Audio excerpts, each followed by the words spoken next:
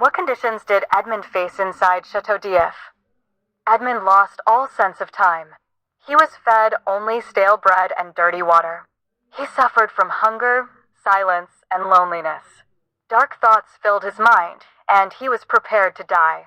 He was also treated cruelly by the guards. What does Edmund's survival in prison show about his inner strength?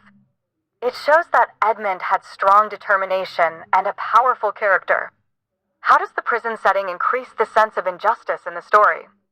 The harsh prison setting itself increases the sense of injustice. Edmund is kept in a dark, isolated cell, given little food and dirty water, and denied the basic rights any prisoner should have had, even though he is innocent. Do you think Edmund should accept his fate quietly or keep fighting for his freedom? Explain. I think he should keep fighting for his freedom because he is innocent. He deserves a fair trial and should be released from prison. How does the description of the Chateau d'If create a sense of fear? It is described as an isolated and dark place. Sailors feared it because they knew it as a place of despair where prisoners disappeared into silence and rarely returned. What symbols of despair can be found in Edmund's prison cell? The darkness made Edmund lose his sense of time. Tracing the cracks in the wall with his fingers shows his loneliness and despair. Why do you think Edmund shouted his innocence even when no one listened? He felt deeply depressed and needed to express his pain and insist on his innocence. How does the silence of the prison affect Edmund's spirit? The constant silence of the prison slowly crushed Edmund's spirit.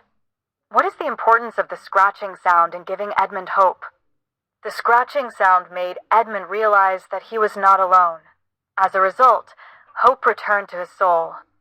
Why do you think the meeting with Abbe Faria was a turning point in Edmund's life?